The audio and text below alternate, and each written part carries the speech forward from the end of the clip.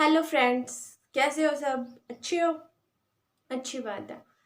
तो हमारे टेंस चल रहे थे जिसमें से हमने सिंपल पढ़ लिए और प्रोग्रेसिव पढ़ लिए। 6 हो गए हमारे। उन्हीं 6 की एक्सरसाइज आज हम करेंगे और हम देखेंगे कि जो हमने पढ़ा है उसको हमने अप्लाई कैसे करना है।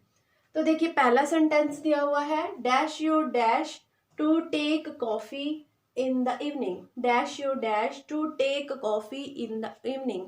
देखो, जो चीजें पढ़ी उसको रिमाइंड रखो। सिंपल प्रेजेंट, पास्ट, फ्यूचर पढ़े। जो सिंपल प्रेजेंट में चीज होएगी वही पास्ट इंडिकेशन के साथ पास्ट में चली जाएगी, वही पास्ट इंडिकेशन के साथ फ्यूचर में चली जाएगी। प्रोग्रेसिव में पढ़ी, जो प्रोग्रेसिव प्रेजेंट का है वही पास्ट में जाएगा, वही किस में जाएगा? फ्यूचर में जाएगा। तो अब देखो, 6 में ही कंपेयर करना है हमने। सबसे पहले तो देखो, पास्ट इंडिकेशन नहीं है इसमें, कोई नहीं है, कोई लास्ट डेज ऐसा कुछ नहीं है। और इसमें क्या नहीं है भाई? फ्यूचर का भी कोई इंडिकेशन नहीं है, जैसे कि टुमारो हो, नेक्स्ट हो। तो उसका मतलब ये ना तो पास्ट है ना ही ये फ्यूचर है, यानी कि 6 में से पास्ट और फ्यूचर तो नहीं है, यानी कि ये प्रेजेंट ही है। क्या है ये? प्रेजेंट ही है। और प्रेजेंट या तो ये सिंपल प्रेजेंट हो सकता है या फिर कंटिन्यूस हो सकता है। अब हमें ये ढूंढना है। सबसे पहले तो हमें ये ढूंढा कि उन 6 में से क्या है। उन 6 में से ये सिर्फ प्रेजेंट है, या तो ये प्रेजेंट कंटिन्यूस हो सकता है या ये सिंपल प्रेजेंट हो सकता है। अब कंटिन्यूस में पढ़ा था now days, these days, at the moment, at this time.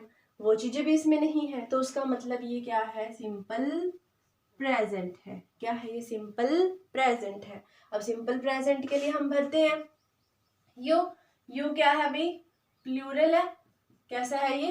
Plural है। अब प्लूरल के लिए आप क्या यूज करते हो? क्योंकि ये इंटेरोगेटिव है तो प्लूरल के लिए हम यूज करते हैं डू जी। और डू के साथ क्या यूज करते हैं जी? लाइक यूज करते हैं। तो क्या आ जाएगा? Do you like to take coffee in the morning. देखो 6, क्योंकि कंफ्यूजन क्या होती है, जैसे जैसे ये बढ़ते जाएंगे हमारी कंफ्यूजन बढ़ती जाएगी। 3 थे, आसानी से पहचान ली। अब 6 हो गए। अब 6 में से कैसे पहचानना है? जो चीज पढ़ी है भाई उसे रिमाइंड करो।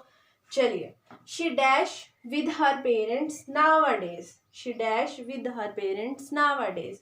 देखो, पेरेंट्स तक तो होता तो ठीक थी, अब इसने बोल दिया नावाडेज। अब आपने पढ़ा है नावाडेज किस में आता है? कंटिन्यूस में आता है, प्रोग्रेसिव में आता है। किस में आता है ये? प्रोग्रेसिव में आता है। अब प्रोग्रेसिव का कौन सा है? देखो, ना तो कोई पास्ट इंडिकेशन है ना ही कोई फ्यूचर इंडिकेशन है, तो इसीलिए क्या है? प्रेजेंट प्रोग्रेसिव है। कैसा है? प्रेजेंट प्रोग्रेसिव है। और प्रेजेंट प्रोग्रेसिव के साथ आपको बताया था मैंने, बी की फॉर्म आती है कौन सी? या तो इज या एम या आर, साथ में V1 और साथ में क्या आता है? ING। तो भर दो फटाफट से। शी के साथ क्या आएगा? इज, और लिव का लिव, और ING। She is living with her parents nowadays. सबसे पहले आपने जो पढ़ा है उसको अप्लाई करना है, बस कुछ भी नहीं करना, घबराना तो बिल्कुल भी नहीं है। देखिए, at the time, at the time यानी प्रोग्रेसिव की बात कर रहा है। She came, I dash sleep. अब देखो, यहाँ केम क्या शो कर रहा है? V2 है, यानी ये किसको शो कर रहा है? पास्ट को शो कर रहा है। किसको शो कर रहा है? ये छोटा सा लिख रही हूं मैं, किसको शो कर रहा है? ये पास्ट। और पास्ट का कैसा भाई? प्रोग्रेसिव। अब पास्ट के प्रोग्रेसिव में आप पढ़ चुके हो, बी की फॉर्म यूज होती है या तो वाज या वर, साथ में V1 और साथ में ING। तो अब आई के साथ क्या लगाओगे? वॉज ही लगाओगे, आई वॉज। और स्लीप के साथ क्या लगा दोगे? ING लगा दोगे, यानी यहाँ पे क्या आ जाएगा? स्लीपिंग आ जाएगा। आई वॉज स्लीपिंग आ जाएगा। नेक्स्ट आएगा टुमारो। अब देखो, tomorrow I dash note do this work at this time. अब देखो, प्रेजेंट सिंपल का तो कोई सिंबल ही नहीं है इसमें। टुमारो होता तो ये फ्यूचर था, और यहाँ तक होता तो ये फ्यूचर सिंपल था, लेकिन इसके साथ इसने क्या दे दिया? एट दिस टाइम दे दिया। और एट दिस टाइम कहाँ यूज करते हैं? हम प्रोग्रेसिव में यूज करते हैं। तो उसका मतलब ये कैसा है भी? फ्यूचर है। और फ्यूचर की कौन सी फॉर्म है? प्रोग्रेसिव फॉर्म है।